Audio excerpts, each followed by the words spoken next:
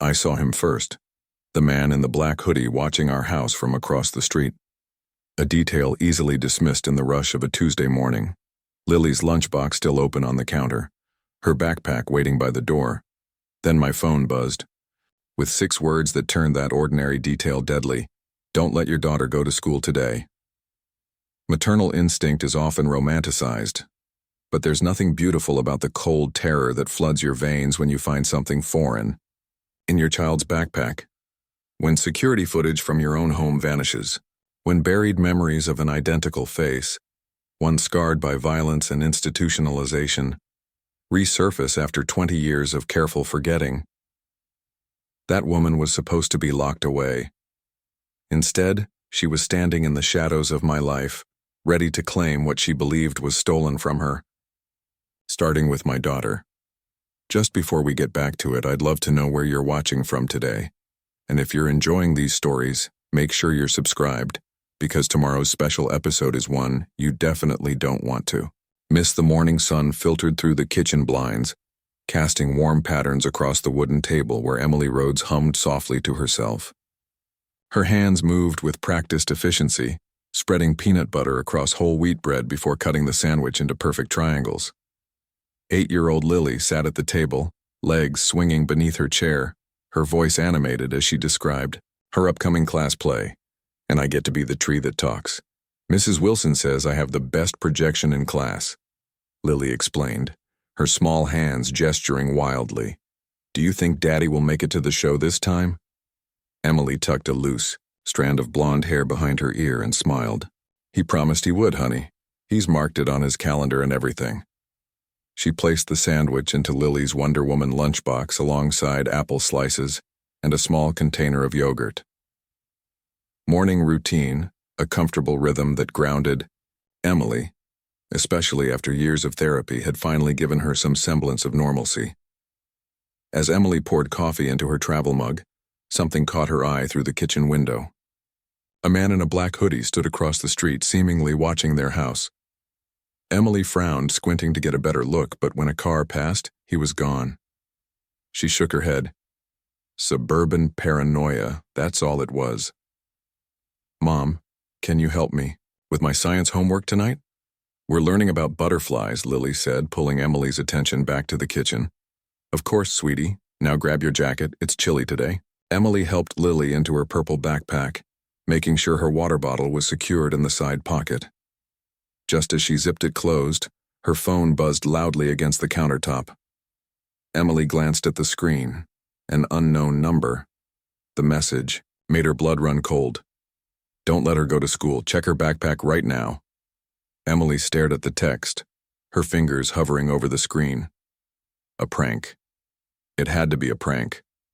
Yet the timing was too precise, too targeted to be random. She glanced at Lily, who was busy tying her shoes by the door, completely oblivious. Everything okay, Mom? Lily called, noticing her mother's suddenly pale face. Yes, just a work thing, Emily managed, forcing a smile. She quickly texted her husband, Ben. Did you send me a weird message from another number? No response. He was probably in his morning meeting already. Emily set her phone down and approached Lily, her heart racing. Hey, sweetie, I just remembered I need to check if your permission slip is in your backpack. Can I take a quick look? Lily shrugged. Sure. But you signed it yesterday, remember? Just double-checking, Emily replied, trying to keep her voice steady as she slid the backpack from Lily's shoulders. Emily unzipped the main compartment, her fingers trembling slightly. Notebooks, folders, pencil case, nothing unusual. She dug deeper and felt something wrapped in fabric. Pulling it out, she found Lily's spare sweater, but it was bundled around something solid. Emily carefully unwrapped it, revealing an old phone she'd never seen before. The screen was cracked and there was no SIM card. Taped to the back was a small black flash drive. What's that? Lily asked, peering over Emily's shoulder. Emily's throat went dry. Just some old electronics. Did you put this in your backpack, Lily? Lily shook her head, her eyes wide with confusion. No. Is it yours? No. Emily's voice was barely a whisper. She checked the phone. It wouldn't turn on. The flash drive, however, was another matter. "Lily, why don't you go watch some TV for a minute? I need to check something." As soon as Lily was in the living room, Emily rushed to her laptop on, the kitchen counter. She plugged in the flash drive with shaking hands, dreading what she might find. A single video file appeared. Emily clicked play. The footage showed a dimly lit room.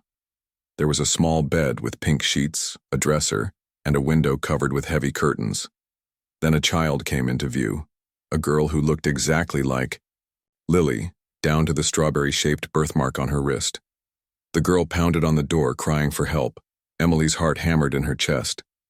She looked up, making sure the real Lily was still watching cartoons in the living room. The girl on the screen couldn't be Lily. Lily was here, safe.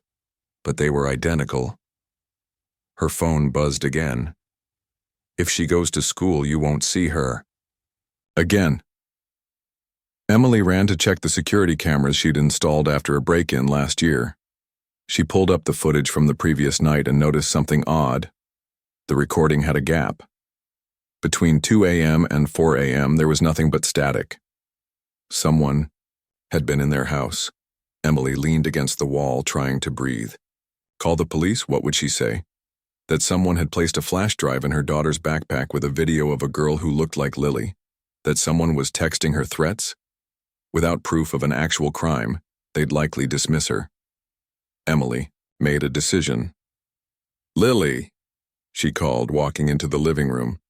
"I just got an email from your school. There's a power outage, so classes are canceled today." "Really?" Lily looked up, disappointed. "But what about our play practice?" "They'll reschedule," Emily assured her, pulling out her phone. She called the police, keeping her voice low, but, as she'd feared, the officer took basic information and told her they'd send someone when they could. No urgency, just another paranoid mother. Emily ended the call, feeling more alone than ever. She looked at Lily, innocently watching TV, and vowed nothing would happen to her daughter. Nothing. As the morning wore on, Emily tried calling Ben again but got no answer. She stared at the messages on her phone, at the video on her laptop, and knew something terrible had begun. The video continued to play on a loop as Emily sat transfixed at the kitchen table. There was something hauntingly familiar about that room, something that tugged at the edges of her memory. The wallpaper with tiny blue flowers, the wooden dresser with chipped corner paint. She'd seen it before, but where? Lily had fallen, asleep on the couch, exhausted from a morning spent building a fort out of pillows and blankets. Emily took the opportunity to examine the footage more carefully, frame by frame. The girl's terrified face was Lily's face, identical down to the small scar above her left eyebrow from falling off her bike last summer. But it couldn't be Lily. It made no sense. Emily paused the video when the camera panned slightly, revealing a small painting on the wall. Her breath caught. That watercolor landscape. She recognized it immediately. Her grandmother had painted it decades ago. The room wasn't just similar to one she knew. It was her grandmother's guest bedroom in the old house in Vermont. A cold feeling washed over Emily as fragments of memory began to surface. The guest room, the blue wallpaper, the old oak dresser. But why would someone recreate her grandmother's guest room and put a Lily look-alike in it? Emily went to the attic, pulling down boxes of old photos she hadn't looked at in years. In the third box, she found what she was looking for, family albums from her childhood. She flipped through the pages, her hands trembling. And there, it was, a photo of two identical little girls standing in front of a Christmas tree. Emily and Erin, her twin sister. Emily sank to the floor, album clutched to her chest. How could she have forgotten her own twin? But she knew the answer. Her family had made sure of it. After what happened when they were 13, no one spoke of Erin again. It was as if she'd never existed. Emily continued searching through the boxes, finding a small leather-bound journal tucked between old school books. She opened it, recognizing the handwriting immediately. It was almost like her own, but wilder, more frantic. "They think I don't know what they're planning, but I hear them talking when they think I'm asleep." They want to send me away. Emily gets to stay and I have to go. It's not fair. The voices say she's the reason for everything. If she was gone, maybe they'd love me again. The entries grew darker, more disturbing. Erin described voices telling her to hurt Emily, to take her place. The final entry, dated the day before the incident, simply read, "Tomorrow I'll fix everything. Emily." Remembered that day in fragments. The scissors, the blood, her father's screams. Erin had attacked him when he tried to separate the girls during an argument. Emily's mother had locked her in the bathroom while they waited for the ambulance and then the police. Erin was taken away, committed to a psychiatric facility. The family moved shortly after, and Emily was told never to speak of her sister again. For her own good, they said. Emily tried calling her mother, something she rarely did since their relationship had deteriorated years ago. After several rings, Margaret answered with a cautious hello. "Mom, I need to ask you something," Emily said, trying to keep her voice steady. "Where is Erin now?" Silence stretched across the line. "Mom? Are you there? Why are you asking about her?" Margaret's voice was thin, almost afraid. "I need to know. Is she still institutionalized? When was the last time anyone checked on her?" "Emily, we agreed never to—" "Mom, this is important. I think she might have escaped." "That's impossible," Margaret whispered. "She's been at Hillcrest for 20 years. There's no way—" The line suddenly went dead. Emily tried calling back, but her mother didn't answer. She returned to the kitchen, dialing Ben's number again. Still nothing. It wasn't like him not to reply even during important meetings. She called his office. "Thompson and Associates, how may I direct your call?" "Hi, this is Emily Rhodes. I need to speak with my husband, Ben." "I'm sorry, Mrs. Rhodes, but Mr. Rhodes called in sick today. He's not in the office." Emily's blood ran cold. Ben hadn't mentioned feeling ill, and he certainly hadn't been at home this morning. Where was he?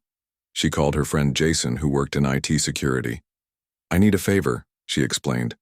"Can you look at a video file for me? I need to know when and where it was recorded." Jason agreed to help, and Emily sent him the file. While waiting for his response, she checked on Lily, who was still napping peacefully.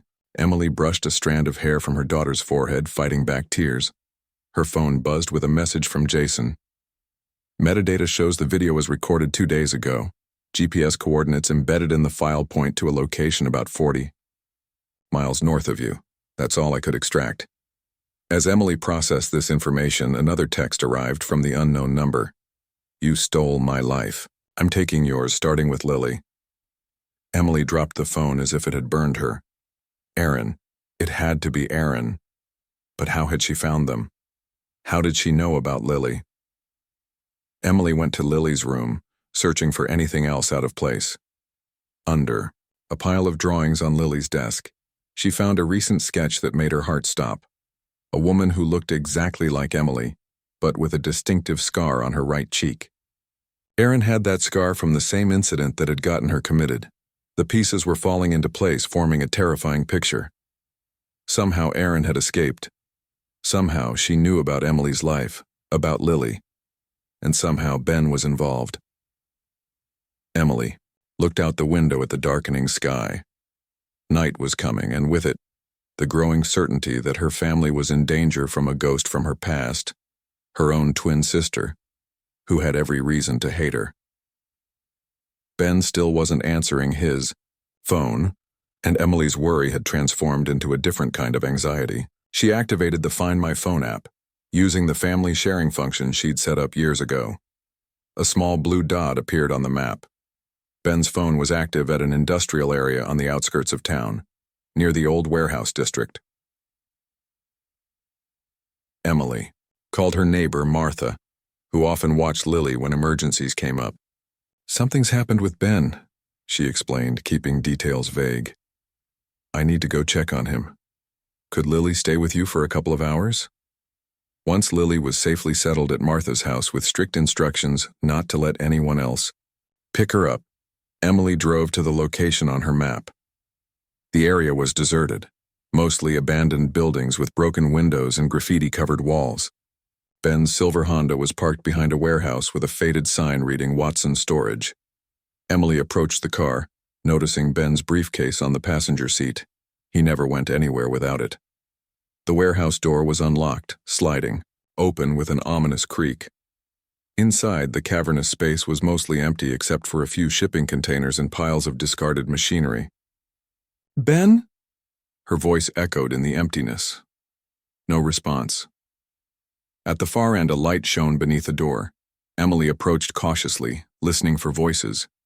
Hearing nothing, she turned the handle and pushed the door open. The room was small, illuminated by a single desk lamp. Photos covered one wall, surveillance photos. Emily moved closer, her heart pounding. They were photos of her and Lily, at the park, outside Lily's school, in their backyard. And most disturbingly, photos of Emily, sleeping in her bed, clearly taken from inside their bedroom. On a desk sat a laptop, its screen dark. Next to it was a stack of papers, bank statements showing transfers of large sums to an offshore account. Ben's signature was at the bottom of each one. A door in the corner led to another room. Emily pushed it open and gasped. The space was set up exactly like a little girl's bedroom, complete with pink curtains and stuffed animals. Cameras were mounted in each corner, their red lights blinking steadily. One wall was covered in notes written in a child's handwriting, drawings of a happy family but with disturbing details. In each picture, a woman labeled Mommy had her face scratched out. On a small table was a tablet. Emily tapped the screen, and it came to life, showing a video file labeled Contingency Plan. She pressed play. Ben appeared on screen, sitting in what looked like a hotel room. He looked nervous, constantly glancing off camera. "I've done everything you asked," he said to someone off screen. "The money's been transferred, I've set up the room exactly as you wanted, and I've kept tabs on Lily's schedule. But I need to. No, she'll be safe. You promised no one would get hurt."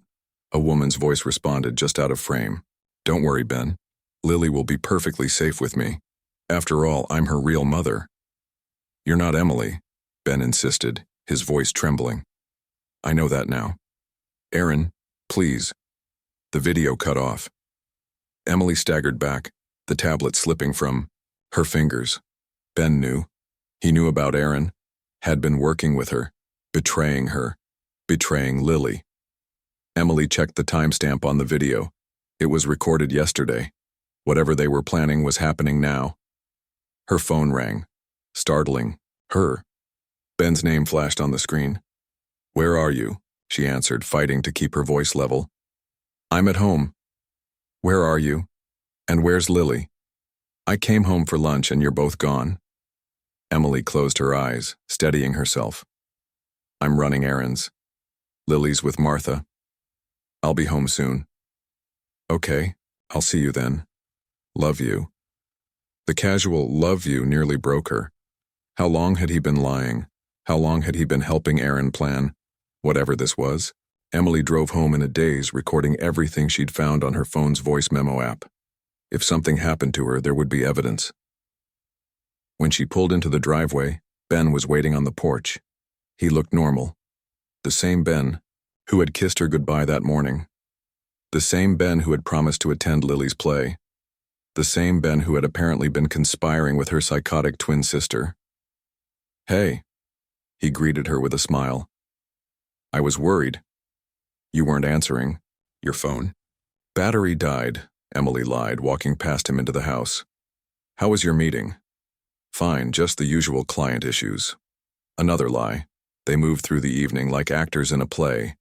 Emily preparing dinner, Ben talking about work, both pretending everything was normal. Emily kept her phone recording in her pocket, documenting every word. After dinner, Ben went to his study to catch up on emails. Emily waited until she heard his typing, then slipped outside to call Martha and check on Lily. Her daughter was fine, happily watching a movie with Martha's kids.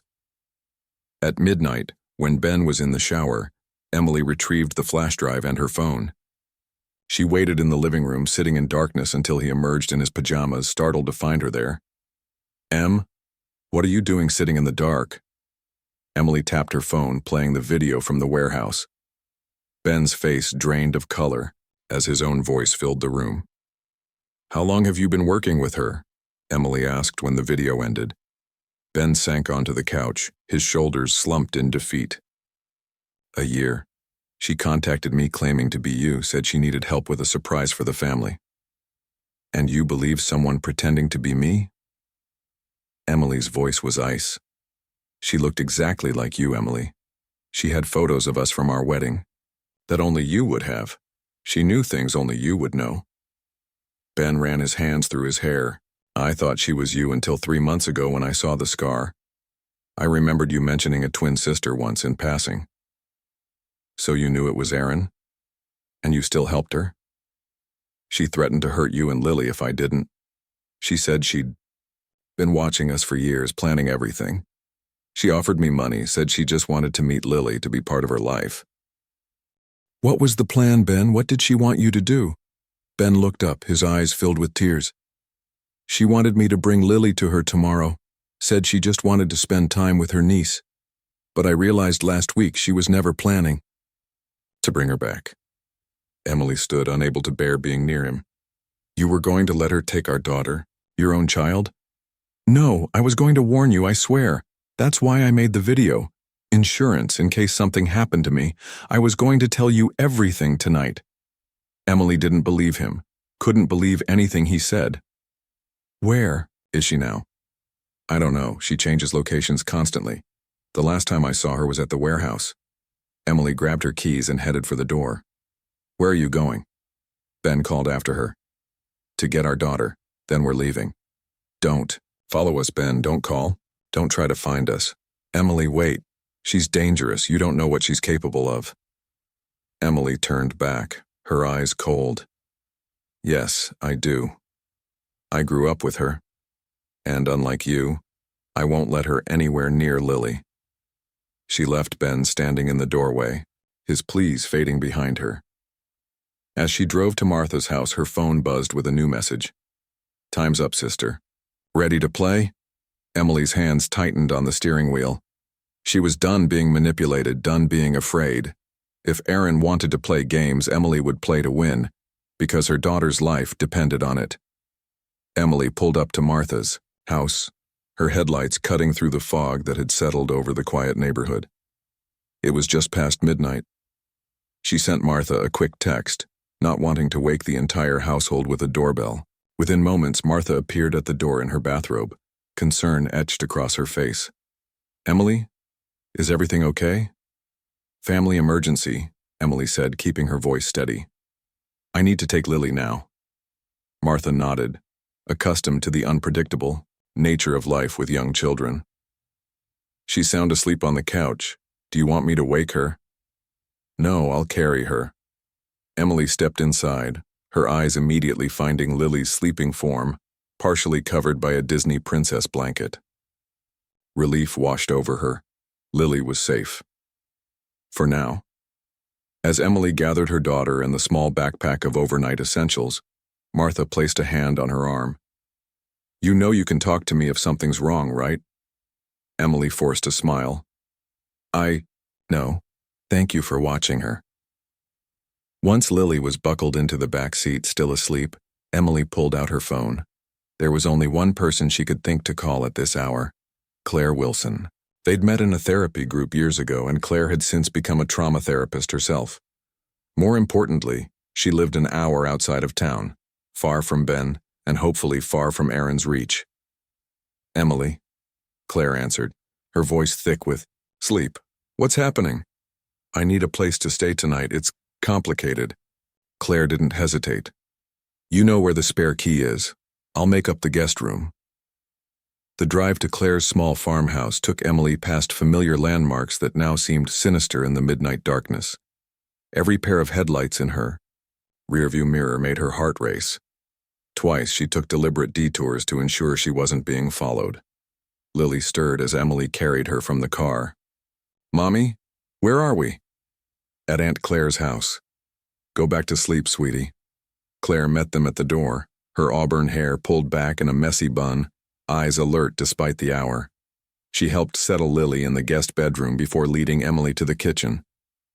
Without a word, she poured 2 glasses of wine and sat across from Emily at the worn oak table. "Start at the beginning," she said simply. Emily did. The text message, the flash drive, the revelation about Aaron, Ben's betrayal, everything poured out in a torrent of fear and anger. When she finished, Claire's professional composure had given way to stunned silence. "I believe you," Claire said finally, "and I think I can help. There's someone you need to talk to, a former patient of mine named Allison Parker.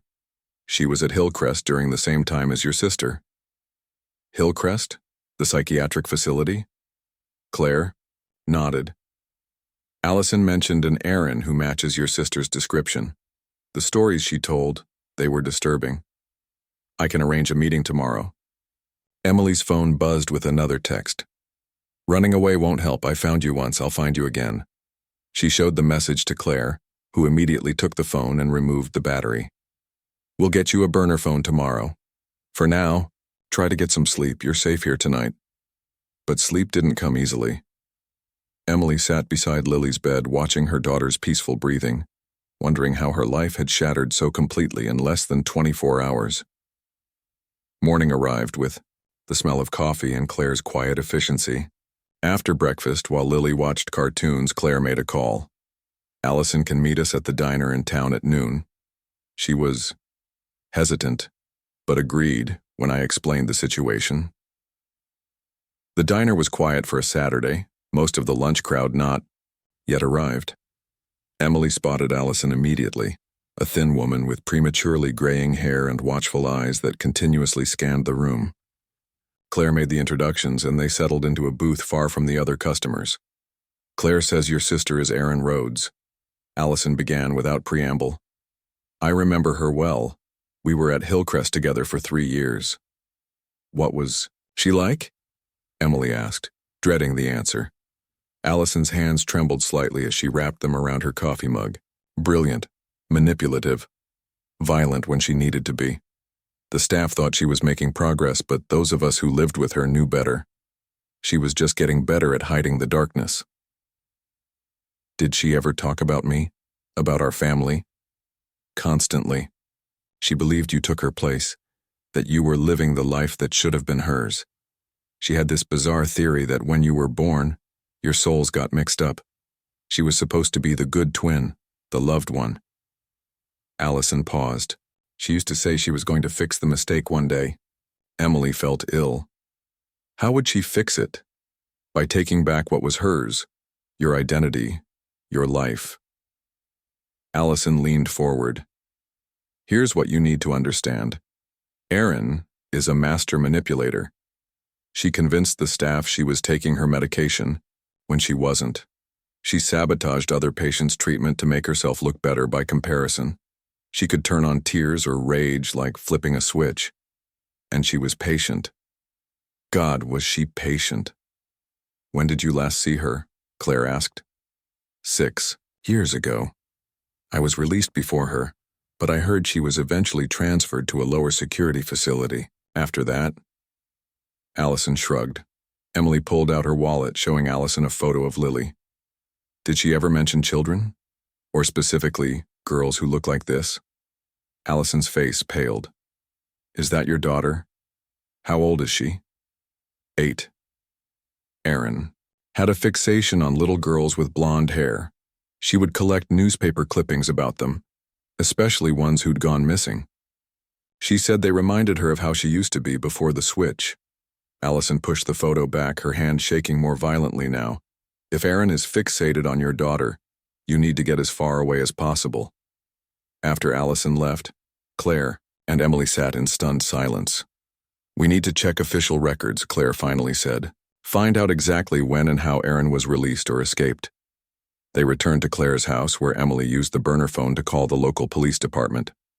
What she learned chilled her blood. Erin Rhodes had been officially released from psychiatric care 3 years ago, deemed no longer a threat to herself or others. For 3 years, her sister had been free, planning, watching. While Lily napped, Emily used Claire's laptop to search for information about her sister. What she found was disturbing: a string of missing persons cases in towns where Erin had reportedly lived after her release. All girls between 7 and 10, all blonde. None had been found. "There's more," Claire said, hanging up from a call with a colleague. "I checked with a contact who has access to records. Someone using your social security number applied for a driver's license in 3 different states over the past 2 years. Someone's been building your identity in multiple locations. She's been trying to become me," Emily whispered. The landline rang, startling them both. Claire answered, then handed the phone to Emily with a puzzled look. "It's Lily's school." "Mrs. Rhodes? This is Sandra from Lincoln Elementary. I'm calling because someone came by the school today asking to pick up Lily early. She had identification, but wasn't on the authorized pickup list. I thought you should know." Emily's blood ran cold. "What did this woman look like?" "Very much like you, actually. Same hair, similar height. I assumed she might be a relative." Emily thanked the secretary and hung up, her hands shaking uncontrollably. "Erin went to Lily's school. If she hadn't been with me today," Claire placed a steadying hand on Emily's shoulder. "But she was with you. Lily is safe." Emily's mind raced. "We need to understand Erin's plan. She must have help beyond Ben. Someone who knows how to create fake IDs, hack security systems." "The foster connection," Claire suggested. "You mentioned Erin was in foster care after your family moved away. That might be where she made connections." Emily called her mother again, this time from the burner phone. Margaret answered, her voice wary. "Mom, I need information about Erin's foster placement after we moved. Do you remember the family name?" A long pause. "Weston. Frank and Judith Weston. But Emily, they wouldn't have anything to do with this. They were good people." Emily wasn't convinced. A quick internet search revealed Frank Weston had died 5 years ago, but his son, William, had a record for fraud and identity theft. More importantly, William Weston now operated under the name William West and lived less than 20 miles away. The burner phone buzzed with a text. "If you want to see her again, come alone to the cabin. You know which one." Emily stared at the message. The cabin, their grandparents' old hunting cabin in the woods, where the twins had spent summers together before everything fell apart. "I know where Erin is," Emily told Claire. "And I know what she wants." "Emily, you can't go alone. This is for the police. The police won't believe me, not without proof, and by the time they investigate, it might be too late. Erin is escalating. I need to face her." Claire argued, but Emily was resolute. They compromised. Emily would go, but wearing Claire's smartwatch with its emergency alert function. Claire would call the police if Emily didn't check in every 30 minutes. Emily hugged Lily tightly before leaving, breathing in the sweet scent of her hair. "Be good for Aunt Claire. Mommy will be back soon." "Promise?" Lily asked sleepily. "Promise." Emily meant it with every fiber of her being. As dusk fell, Emily drove toward the mountains, toward the cabin that held so many childhood memories. The dirt road was overgrown, barely visible in the gathering darkness. The cabin itself stood silhouetted against the twilight sky, weathered and forlorn, a ghost from the past. Emily parked and checked the small canister of pepper spray in her pocket. She activated the voice recording on the smartwatch, then approached the cabin door, which swung open at her touch. Inside, the space had been transformed. Mirrors covered every wall, reflecting Emily's image infinitely in all directions.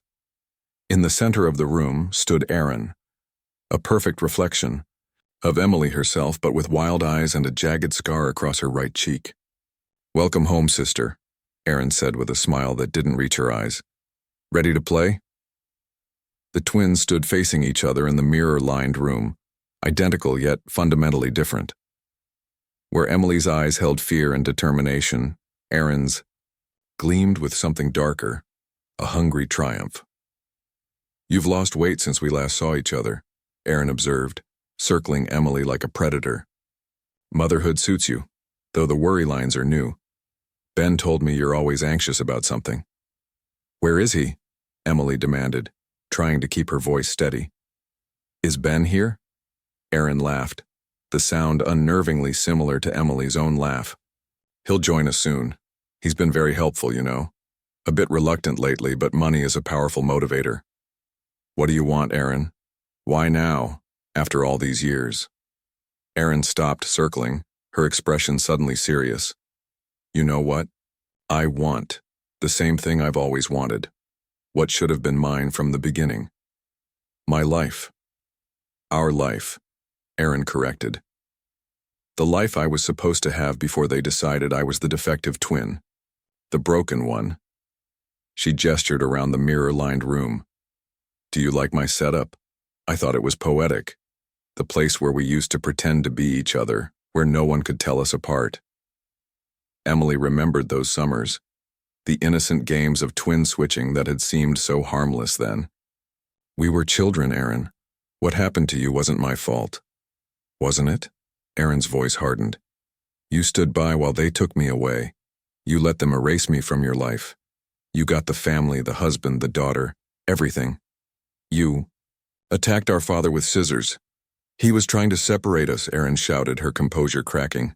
He knew what we were planning, to switch places for good. He couldn't bear the thought of his precious Emily becoming the troublemaker. Emily shook her head. That's not what happened. You were sick, Aaron. You needed help. I needed my sister. Aaron pounded a fist against one of the mirrors, creating a spiderweb of cracks. But instead, I got locked away. Do you know what it's like to spend your teenage years in a psychiatric ward? To be pumped full of medications that turn you into a zombie? To know your own family has forgotten you exist? Emily felt a pang of guilt.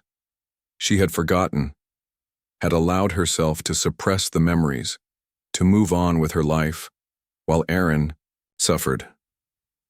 I'm sorry for what happened to you, but this plan to take my life, to threaten my daughter, it proves you're still not well.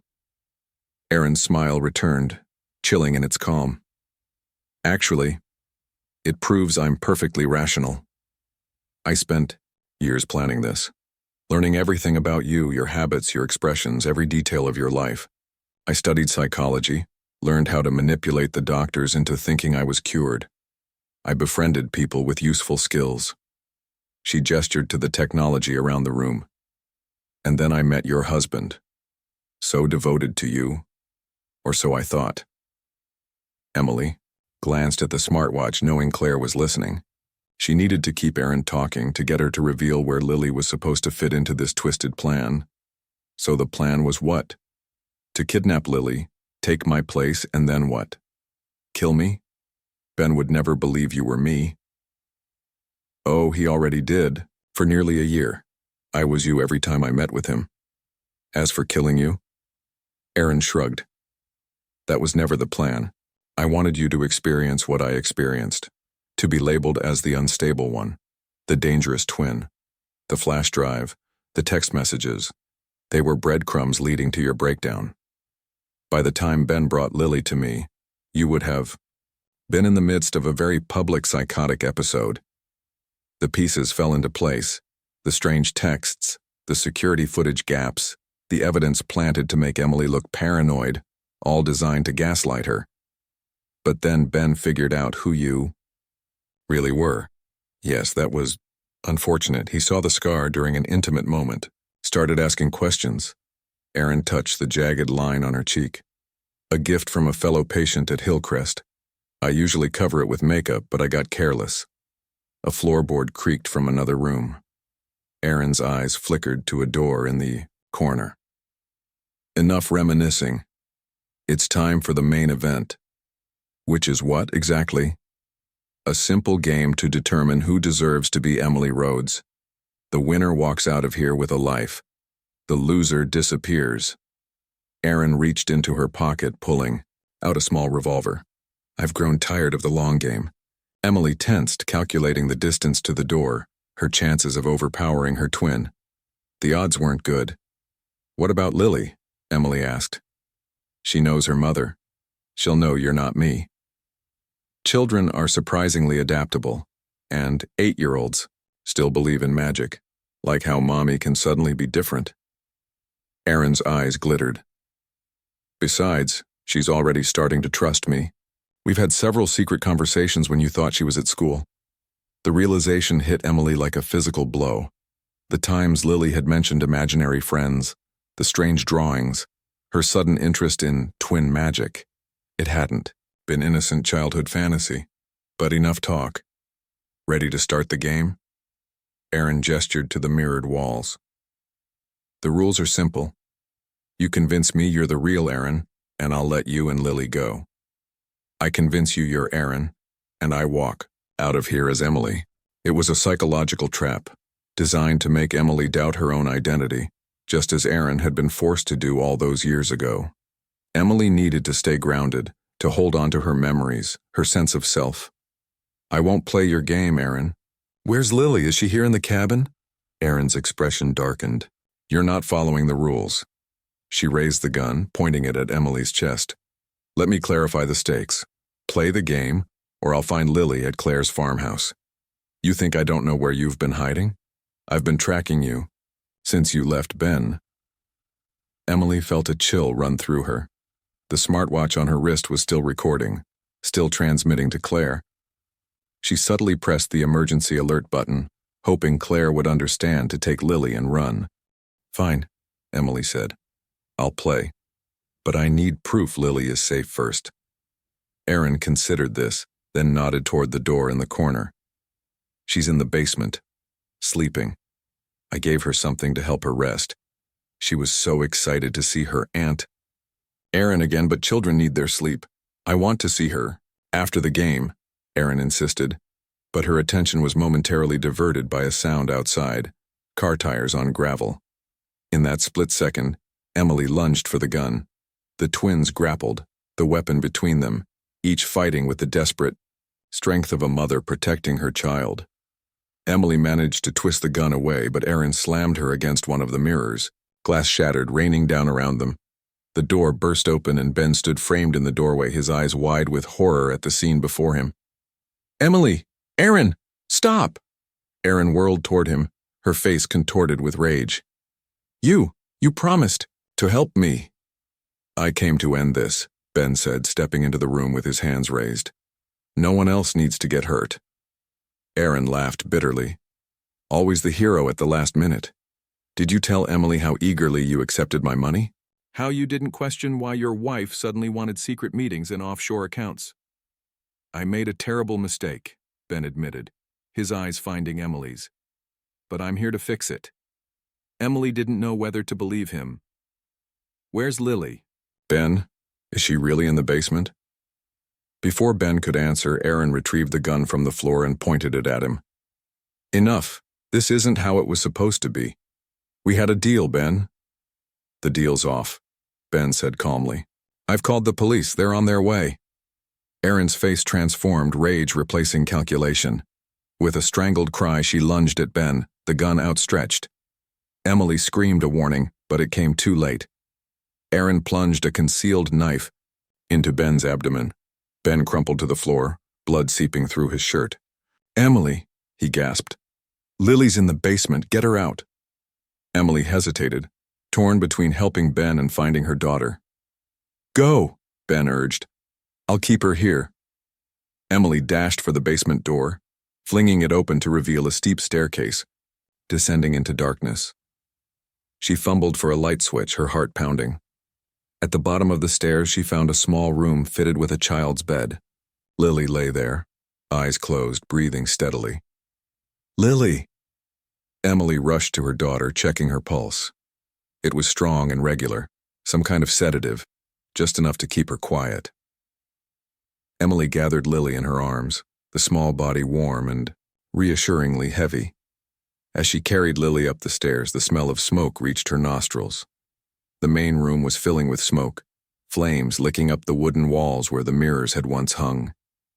Ben was on the floor, struggling to breathe, while Aaron stood near the front door, watching the fire spread with an eerie calm.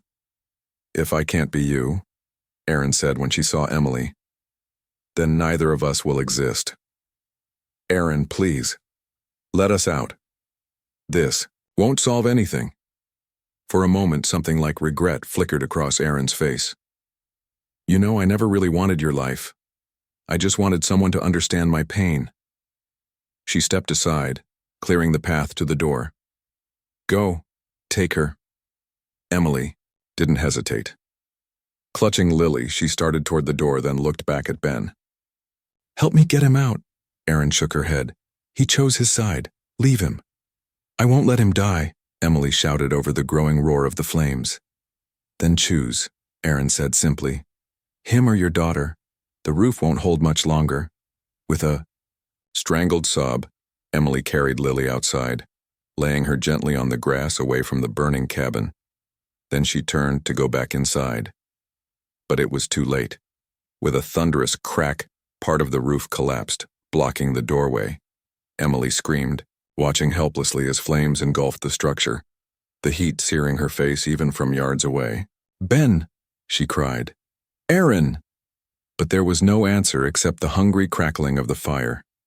In the distance, sirens wailed, too late for those trapped inside, but a promise of safety for Emily and Lily. As she cradled her daughter's sleeping form, Emily watched her past burn away in the inferno, leaving nothing but ash and unanswered questions. 3 weeks later, Emily sat beside Lily's hospital bed, watching her daughter's chest rise and fall with each peaceful breath. The doctors had assured her that the sedative Erin had used wouldn't cause any lasting damage, but Emily insisted on the extra night of observation. She couldn't bear to take any chances with Lily's health, not after coming so close to losing her. The hospital room was filled with flowers and stuffed animals, tokens from well-wishers who had heard their story on the news. The cabin fire had made headlines across the state, a tragic accident according to official reports. Only Emily knew the full truth, and parts of it she had kept to herself during the lengthy police interviews. Lily stirred, her eyes fluttering open. "Mommy, can we go home today?" "Yes, sweetheart. The doctors say you're all better." Emily smoothed back Lily's blonde hair, marveling at her resilience. Lily remembered little of her time with Erin, fragments of conversations, being told it was a special ant game they were playing. The therapist said this was a blessing. A soft knock at the door announced Claire's arrival. She had been Emily's rock through the aftermath, handling reporters, coordinating with police, and finding them temporary housing while Emily focused on Lily's recovery. "The discharge papers are ready," Claire said, her voice gentle. "And I've got the car waiting out back to avoid the media." The story had fascinated the public. Identical twins, one institutionalized and presumed dead for years, the other living in suburban anonymity until their violent reunion. The fire had consumed most of the evidence, but enough remained to corroborate Emily's account. The surveillance equipment, Ben's partial confession to police before succumbing to his injuries, the flash drive Emily had preserved. Erin's body had been recovered from the ruins, identified through dental records. Ben had been buried a week earlier in a small private ceremony. Emily had attended, still conflicted about his role in the tragedy. He had helped Erin, had betrayed Emily's trust in countless ways, but in the end, he had come back for Lily. That counted for something. As they left the hospital, Emily kept Lily close, hyper-aware of their surroundings in a way she knew might never fade. The 3-hour drive to Claire's farmhouse was quiet, Lily dozing in the back seat while Claire and Emily discussed the future in hushed tones. "The support group meets on Thursdays," Claire was saying. "It's for trauma survivors, not specifically mothers, but I think you'd find it helpful." Emily nodded absently, watching the landscape blur past the window. "I need to see my mother," she said suddenly. "We need to talk about Erin. Really talk after all these years." The reunion with Margaret was awkward at first, years of strained relations and unspoken guilt creating a barrier between them. But Lily's presence, the granddaughter Margaret had rarely seen, helped bridge the gap. By the end of the day, Emily had learned more about Erin's childhood after the separation than she had known in 20 years. The visits to Hillcrest that Margaret had made in secret. The birthday cards Erin had refused to accept. The guilt that had eaten away at their family from the inside. "I should have gotten her better help," Margaret admitted, her eyes wet with tears. "Instead, we just erased her. Pretended the problem would go away if we didn't acknowledge it. We all failed." "Her," Emily said, surprised by the forgiveness in her own voice. And now we have to live with that. In the following months, Emily channeled her grief and guilt into action. She started a journal, recording everything she could remember about Aaron, not just the horror of their final confrontation, but the happy memories from childhood. The person Aaron had been before illness and neglect transformed her. The writing became therapeutic, then compulsive, and finally evolved into something more structured. "You should publish this," Claire suggested. After reading the manuscript Emily had titled Twin Flame: A Mother's Descent into Madness. It might help other families dealing with mental illness. Emily was hesitant at first, fearful of exploiting Aaron's memory and reluctant to expose Lily to more public attention. But after careful consideration and extensive revisions to protect certain details, she agreed. The book was published the following spring and became an unexpected bestseller. The public reaction was mixed. Some praised Emily's candor about mental illness and family trauma. Others questioned her account, suggesting she had embellished or even fabricated elements of Aaron's campaign against her. A few fringe commentators proposed conspiracy theories, that Emily had been the unstable twin all along, that she had somehow orchestrated the tragedy. Emily ignored the speculation. She knew her truth, and more importantly, she was focused on Lily's ongoing recovery. The nightmares had mostly subsided, replaced by a renewed interest in art. Lily's drawings, once filled with shadowy figures and confused identities, had become brighter, more confident. Her therapist called it a good sign, processing trauma through creativity. Emily threw herself into creating a new life for them. They moved to a small town by the coast, where the open horizon and constant sound of waves provided a sense of peace. Emily found work editing from home, which allowed her to be present for Lily and continue her advocacy for mental health awareness. Security remained a priority. Despite the official confirmation of Aaron's death, Emily installed a state-of-the-art security system in their new home. She joined a self-defense class and befriended several local police officers through a community safety program. Some called it paranoia. Emily called it preparation. One cool autumn afternoon, 6 months after the fire, Emily took Lily to the local park.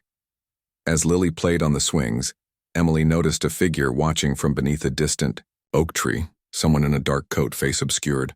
For a heart-stopping moment, Emily was transported back to that morning in her kitchen, when she'd first spotted the hooded figure across the street. The rational part of her brain said it was nothing. A parent waiting for a child, a passerby, resting.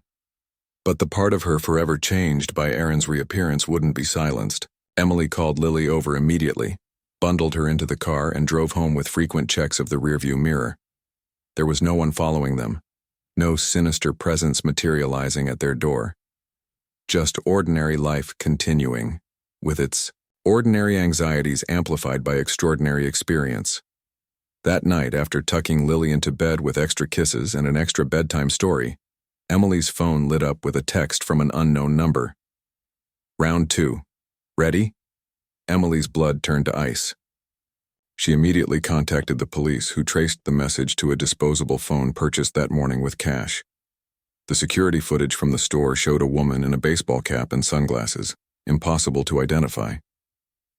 For 3 days, Emily barely slept.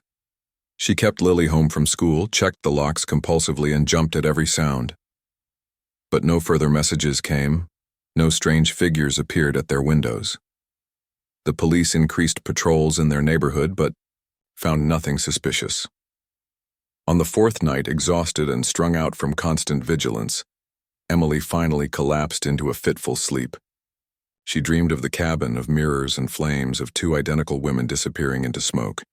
She woke to find Lily standing beside her bed, clutching her favorite stuffed rabbit. "I had a bad dream, Mommy." "Come here, sweetheart." Emily lifted the covers, making space for Lily to crawl in beside her. "Tell me about your dream." "I dreamed about the fire lady again," Lily whispered, snuggling close. "She said she was coming back to play with us." Emily's arms tightened around her daughter. "It was just a dream, Lily. The fire lady can't hurt us anymore." "I know," Lily said simply. "You wouldn't let her." Emily kissed the top of Lily's head, breathing in the sweet scent of her shampoo, feeling the solid reality of her daughter's presence. That's right. I will always protect you. As Lily drifted back to sleep, Emily stared at the ceiling, listening to the sound of waves in the distance. The text message could have been a cruel prank, a sick joke from someone who had followed their EU story in the news. Or it could have been something else entirely. The fire had been thorough, the dental records conclusive.